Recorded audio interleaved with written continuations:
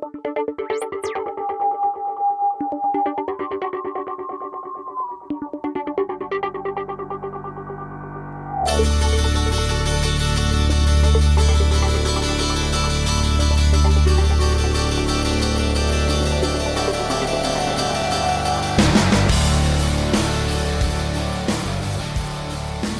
to More Able Than This, the podcast where we discuss everything related to disability and music education. Today we will be talking about the musical process versus the musical product, specifically in regards to disability and music, with our special guest, me. All right, so what happened was our regularly scheduled guest had a family medical emergency and couldn't come. And then the person that I have on standby to fill in these situations has a sinus infection. So we are left with me. I am Dr. Tina Holmes-Davis. I am an associate professor of music at Georgia College and State University in Milledgeville, Georgia. I am a stroke survivor and a disabled musician. So this podcast is very important to me because it's very important to show successful, if I can be called successful, musicians with disability, and to provide support, resources, and ideas to our music teachers in the field who want to teach all of the students in their building but don't understand or they can't imagine how to teach, like for instance, me, I'm a clarinetist with one working hand. So if I walk into your band room, what are you going to do? And the answer is probably say, baby, I wish I could help you, but I can't. So More Able Than This is sponsored by the music department at Georgia College and State University, Georgia's designated public liberal arts university, through the Center for Music Education at Georgia College. All right, so first of all, I'm going to tell you my story because even though everybody in my area has heard it way too many times and is bored by it, some of you may not know.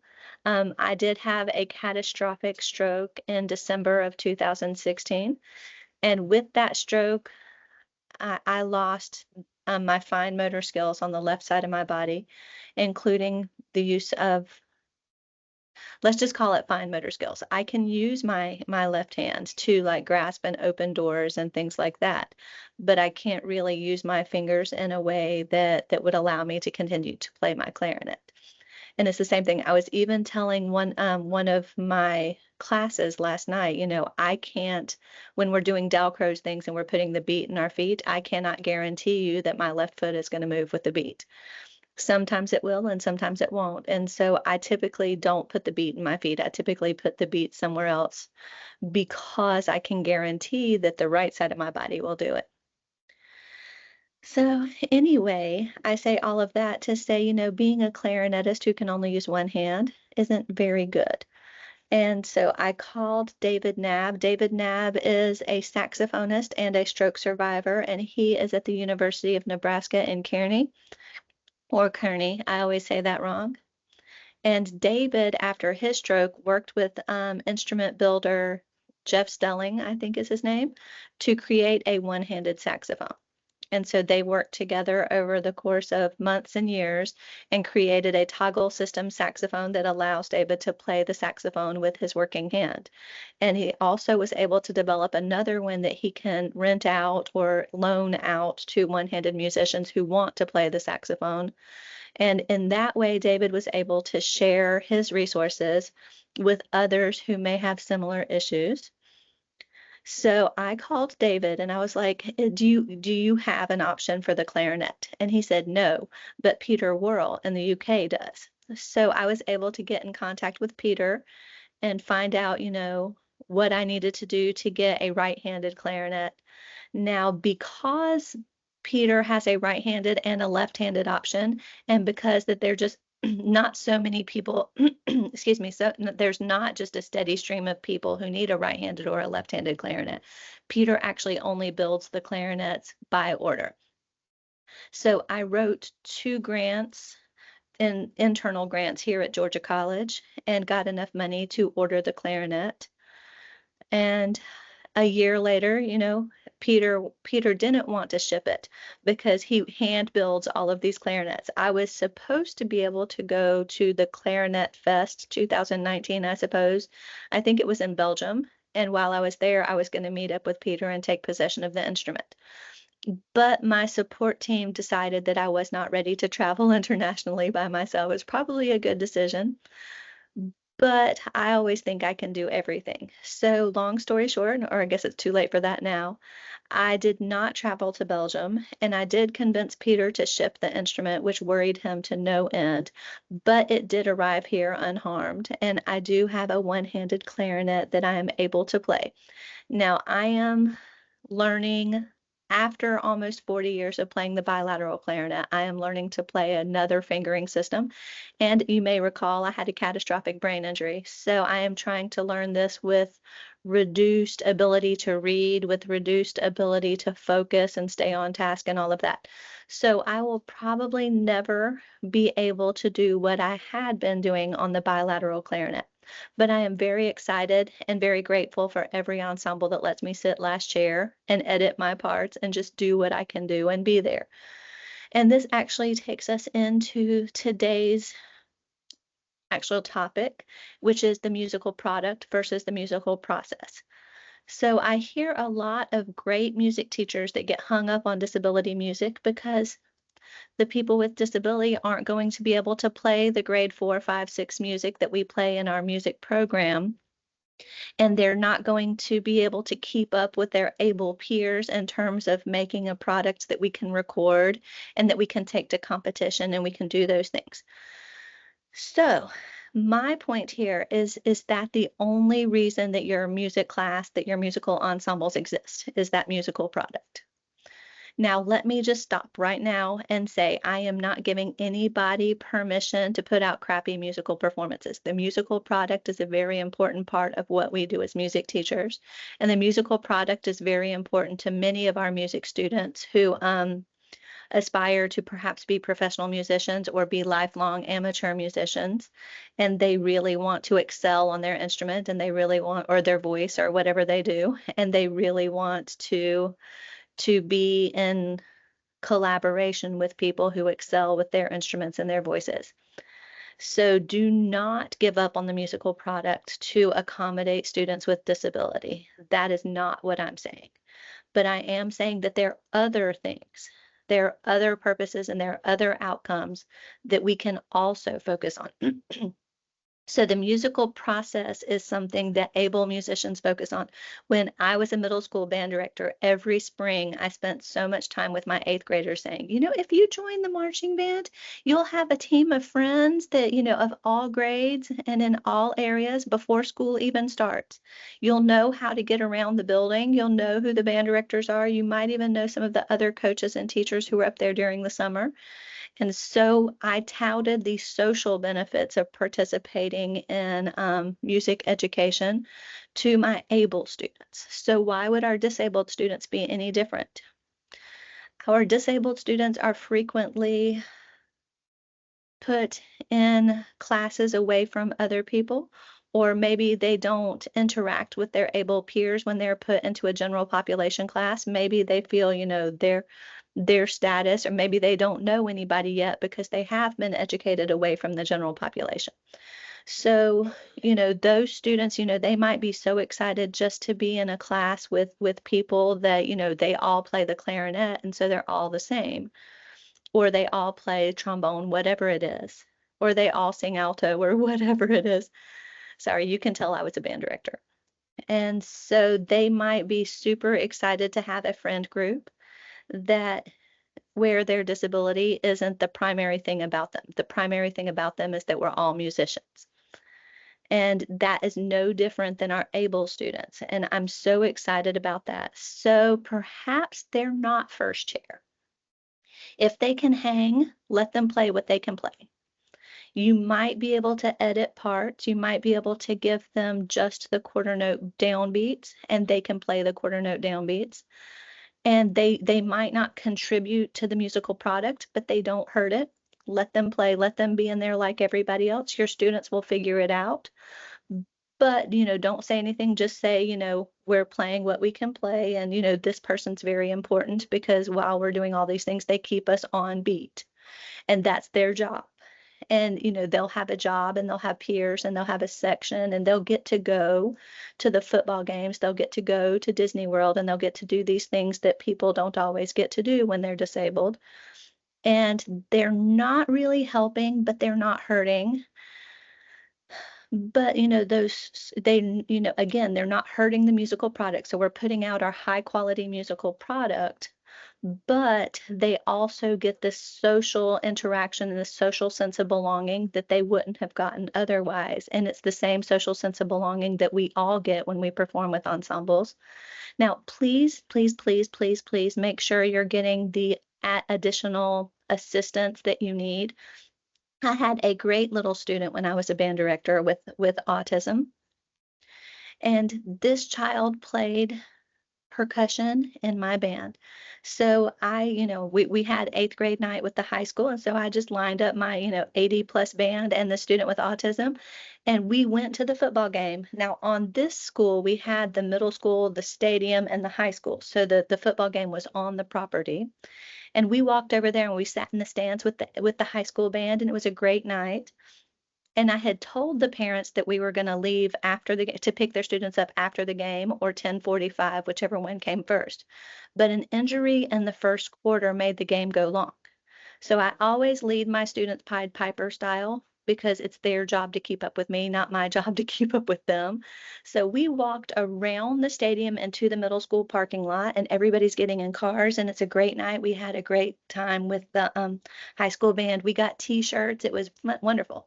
Then my student with autism's mom shows up looking for him. And all of my students were looking, and we can't find him. So I called my principal. Babies, call your principal, because principals hate to be surprised. If they know what's going on, they can back you up. If they're blindsided on Monday morning, maybe or maybe not.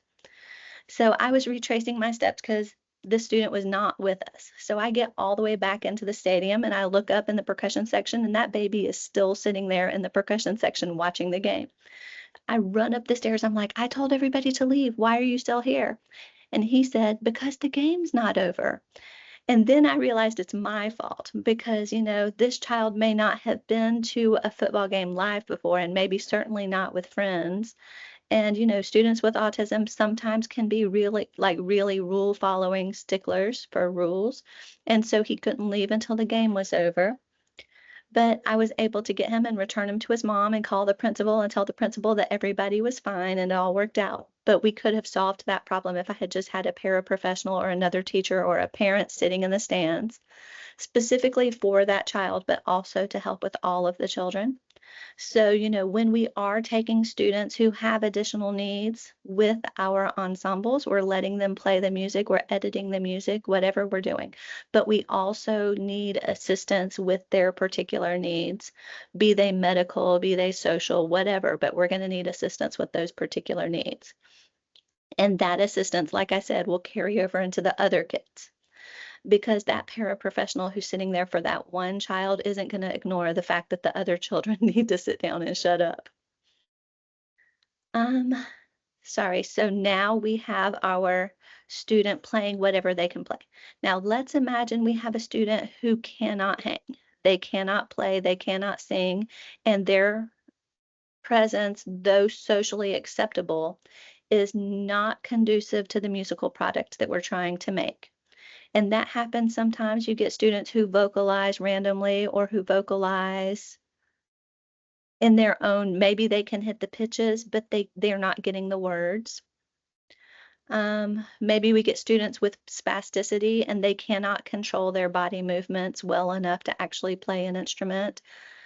And so we have the student and we value the student, and it's very socially beneficial for the student to be in our music ensemble, but it's detrimental to the musical product. We can't take them to LGPE. We can't put them on the CD. We can't take them to the competition. What do we do with this student? Guys, there are no wrong answers here. There's just what's effective and what's ineffective. So what I want you to do is, I'm going to give you an idea, but I want you to imagine what we could possibly do. And I want you to think about your teaching style and think about your community and your students and come up with an idea. and try the idea. Try it with one student, one time in one class. And if it goes badly, then maybe that student had a great day today and we're gonna drop back and not try it again for a little while. If it goes well, then maybe that student becomes a permanent part of our music class or our music ensemble, and maybe we try it with more students. So, you're not required to save the world today. You're not required to jump in with both feet and, take the entire special education hall into your third period orchestra class. You could. And I think a great resource if you wanted to do that would be United Sound.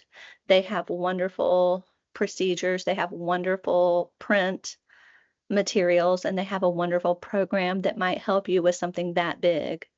But you don't have to do that big.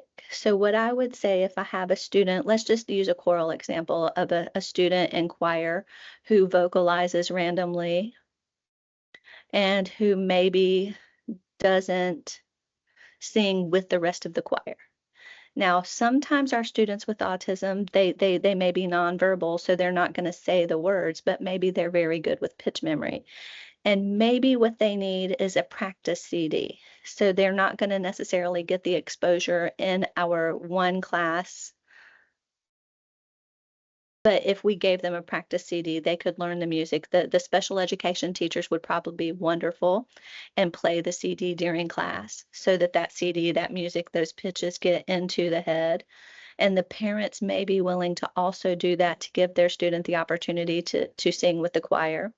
And so if the student, through whatever support and resources we can provide, can learn the pitches, then perhaps we could give them the opportunity to sing with the group, even though they're not contributing to the diction and to the clarity of the words. Maybe if they can sing the pitches, that would be good enough.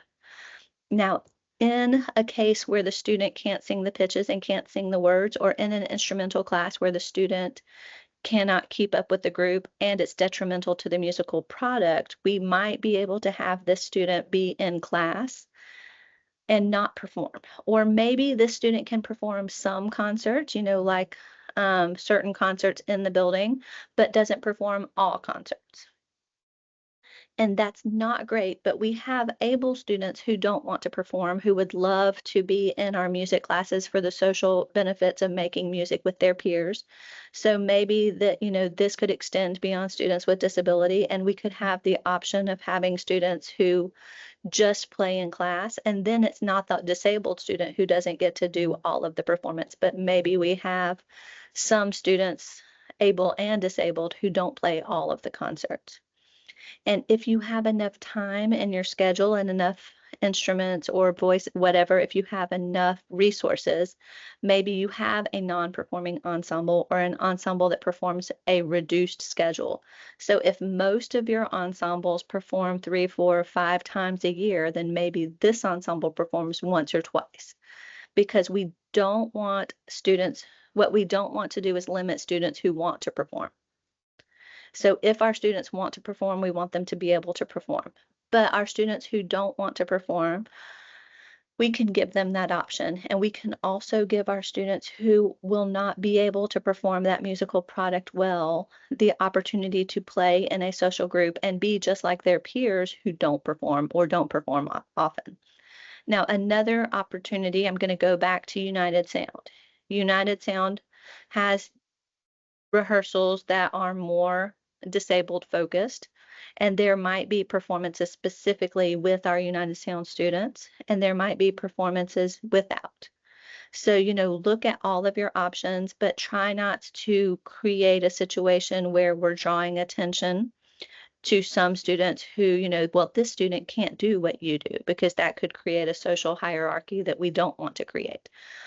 But in your community and with your teaching style, these are all options that may be available to you. All right, so once again, I am not giving you permission to put out crappy products. We are going to put out wonderful musical products that are representative of our students and our communities and of our teaching. And we are going to do that consistently. But we don't have to exclude the idea of musical process to create those products. Hopefully, in an ideal situation, you would be able to do both. But we don't work in ideal situations. So you're going to have to find that balance. My husband has tiered band classes.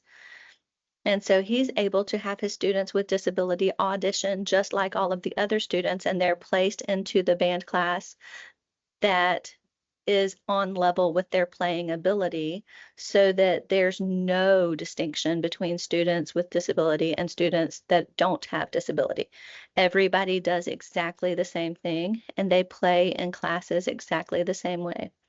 Now, not everybody has enough resources and students to have 4 tiered band classes.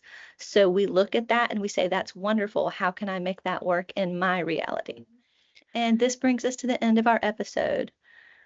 Thank you for joining us to discuss musical product versus musical process. I hope you feel inspired, equipped, and ready to work with the disabled musicians in your community. If you learned something here, please like and subscribe to this show and return on September 19th for our next episode featuring Dr. Bonnie Bonhoff. Until then, this is Dr. Holmes-Davis reminding you that small efforts create meaningful results.